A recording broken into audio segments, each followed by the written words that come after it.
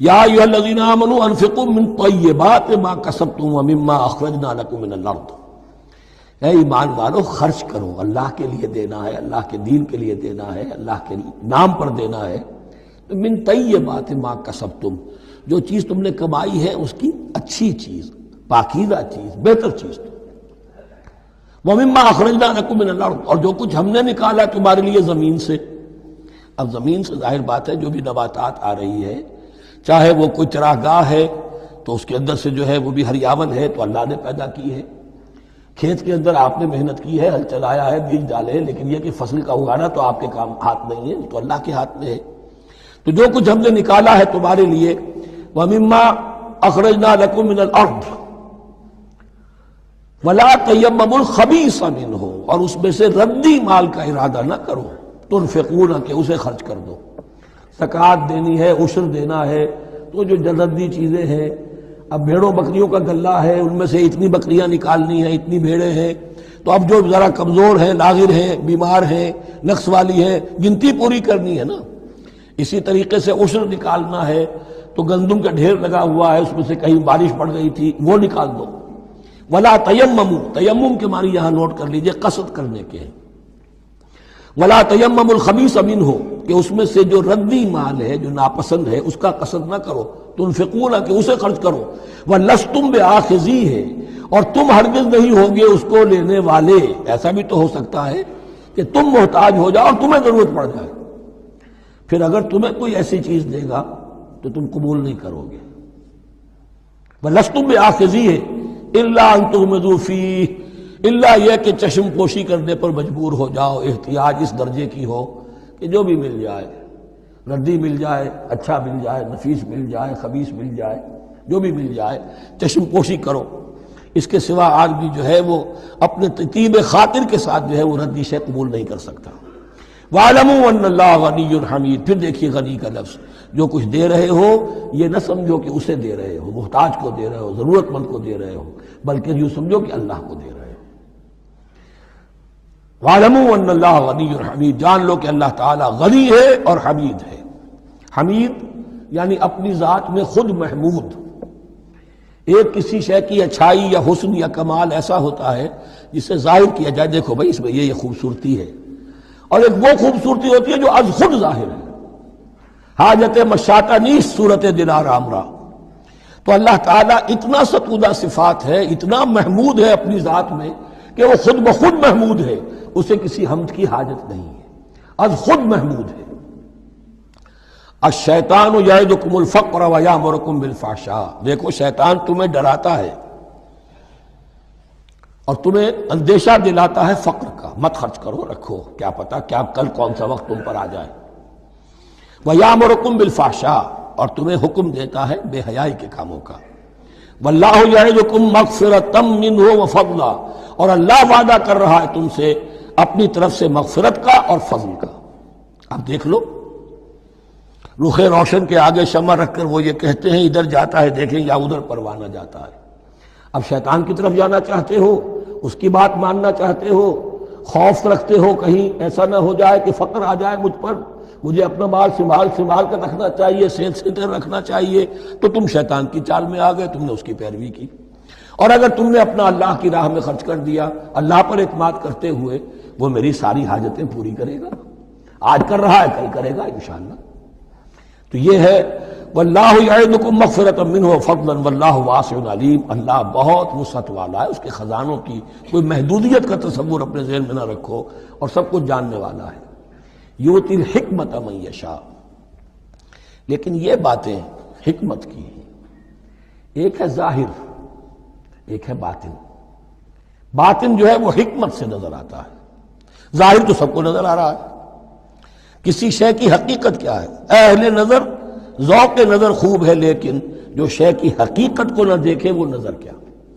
وہ حقیقت جس پر عیاں ہو جاتی وہ ہے حکیم۔ اور حکمت اصل میں نام ہے انسان کے عقل اور شعور کی پختگی کا۔ جب محکم ہو گئی عقل، اس کا شعور پختہ ہو گیا، استحکام اسی سے بنا ہے حکمت۔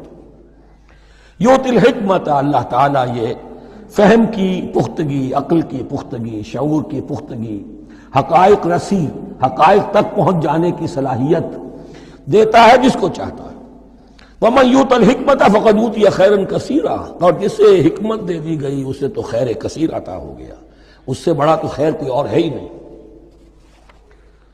وَمَا يَذَّكَّرُ إِلَّا أُولُو الْأَلْبَابِ، اور نہیں نصیحت حاصل کر سکتے مگر وہی لوگ جو ہوش مند ہیں، جو اولو الالباب ہیں، عقل مند ہیں۔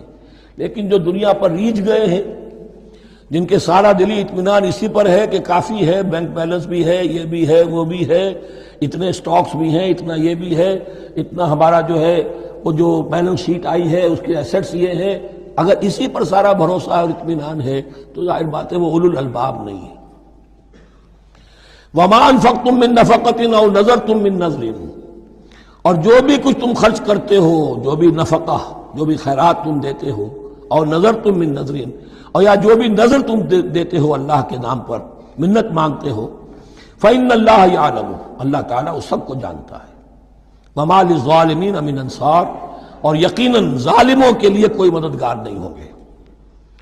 ان تبدوا الصدقات فنعما ہی، صدقات کو تو اگر تم کھل کر اعلانیہ دو تب بھی ٹھیک ہے، اور خاص طور پر زکوٰۃ کا تو معاملہ اعلانیہ ہے ہی ہے۔ ان تبدوا الصدقات، ظاہر کرو، برملا اعلانیہ دو تو بھی ٹھیک ہے، کم سے کم فقراء کا حق تو پہنچ گیا، کسی کی ضرورت تو پوری ہو گئی ہے۔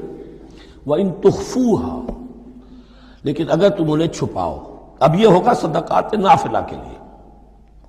ایک جو صدقات جو ہے کہ جو لازماً دینے ہیں واجبہ، ان کو تو ان کے لیے اخفاء نہیں ہے، یہ دین کی حکمت کو ذہن میں رکھیے۔ فرض عبادات اعلانیہ ادا کی جائیں گی۔ یہ وسوسہ بھی شیطان بہت سے لوگوں کے دلوں میں ڈال دیتا ہے کہ کیا 5 وقت جا کے مسجد میں نماز پڑھنی ہے، لوگوں پر اپنے تقویٰ کا روب گانٹھنا چاہتے ہو، گھر میں پڑھ لیا کرو۔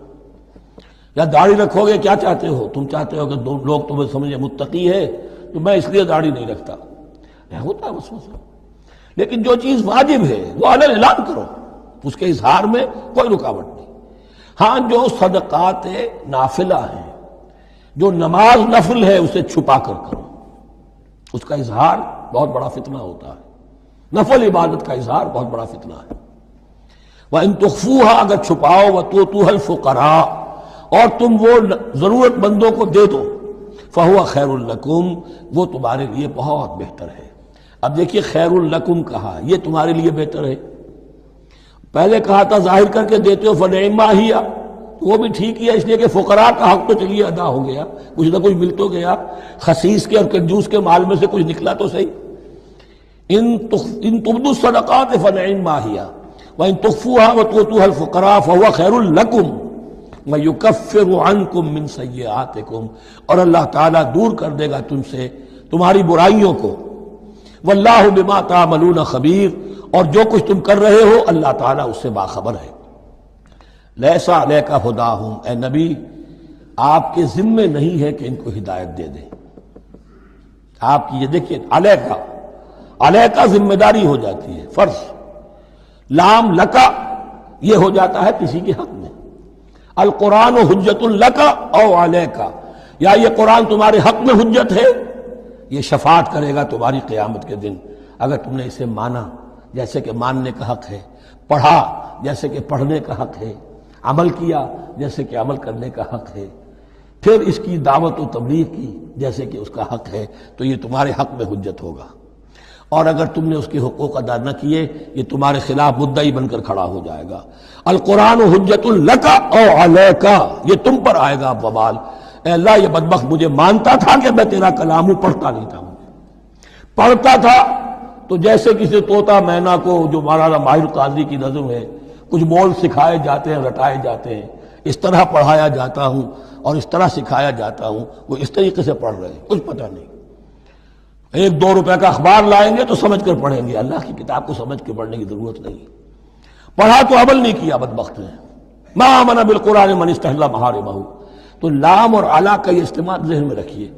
لیس علیک ھداھم، آپ پہ ذمہ داری نہیں ہے ان کی ہدایت کی، آپ پر ذمہ داری تبلیغ۔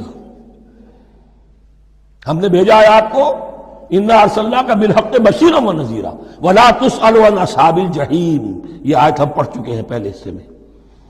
ولیکن اللہ یہدی من یشاء، وہ تو اللہ تعالیٰ ہدایت دیتا ہے جس کو چاہتا ہے. وما تنفقوا من خیر فلانفسکم، اور جو بھی خیر، جو بھی بھلائی، جو بھی مال تم خرچ کرو گے وہ تمہارے اپنے لیے بہتر ہے. تمہیں اجر و ثواب ملے گا، تمہیں کو مل جائے گا 700 گنا 1400 گنا. وما تنفقون الا ابتغاء وجہ اللہ، یہاں یہ فعل مضارع آیا ہے نفی، نہیں کے مفہوم میں.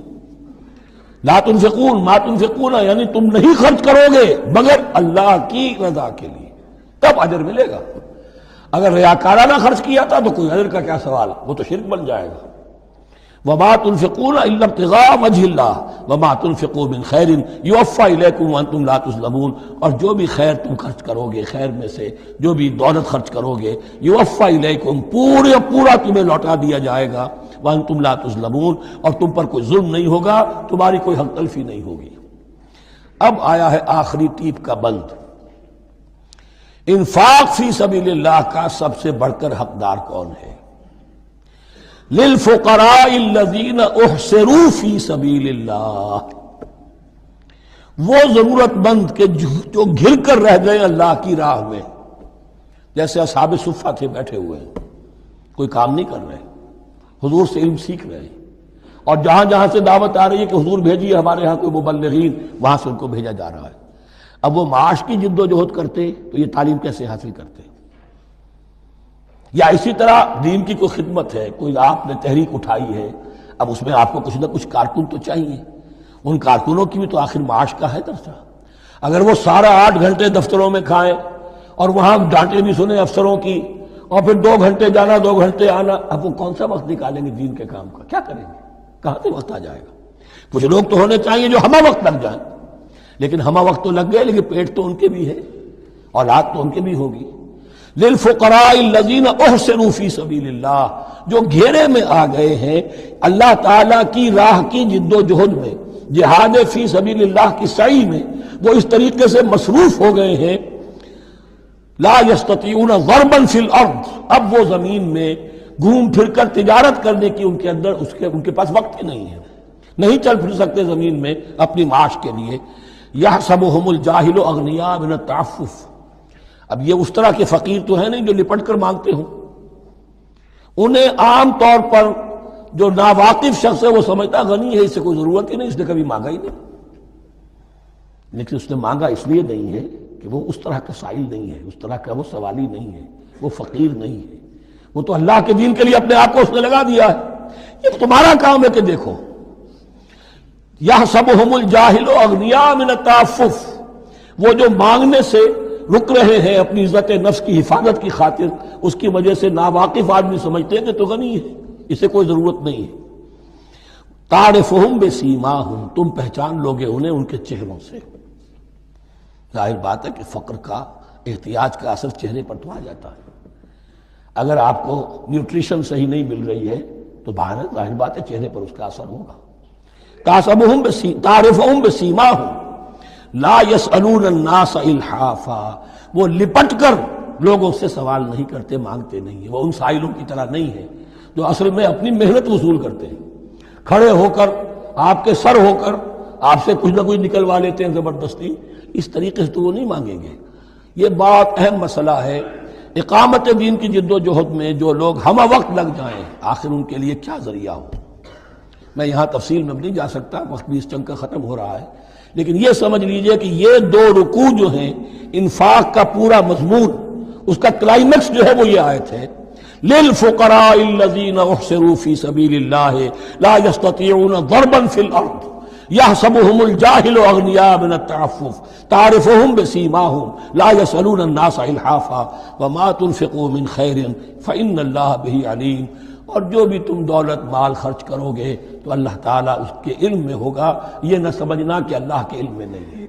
خاموشی کے ساتھ، اخفاء کے ساتھ ایسے لوگوں کے ساتھ تعاون کرو گے تو اللہ تعالیٰ جو ہے تمہیں اس کا پورا بھرپور بدلہ دے گا.